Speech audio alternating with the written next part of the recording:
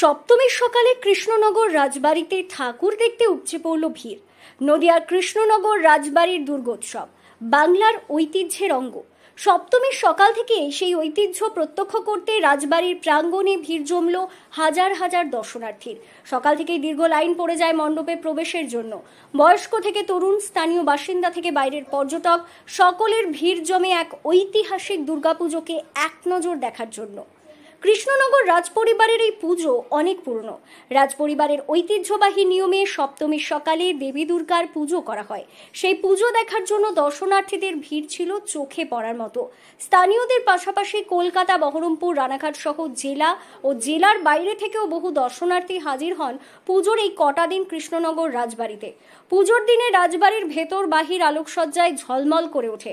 ঐতিহাসিক স্থাপত্যের সঙ্গে প্রতিমার ঐশ্বর্য মিলে দর্শকদের মনে এক বিশেষ আবেগ সৃষ্টি করে। দর্শনার্থীরা জানিয়েছেন, কৃষ্ণনগরের রাজবাড়ির দুর্গোৎসব শুধু ধর্মীয় নয়, সাংস্কৃতিক এক মিলন ক্ষেত্র।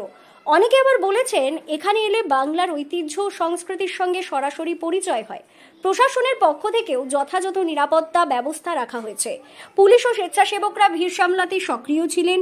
সুষ্ঠুভাবে ভক্তদের প্রবেশ নিশ্চিত করতে নেওয়া হয় বিশেষ ব্যবস্থা। সপ্তমীর সকালে এই ভিড়ই প্রমাণ করে, সময় যতই এগোয় কৃষ্ণনগর রাজবাড়ির পুজোর ঐতিহ্য এবং আবেগ আজও সমানভাবে উজ্জ্বল। নদিয়া থেকে মৈনাক দেবনাথের রিপোর্ট, লোকাল 18 বাংলা।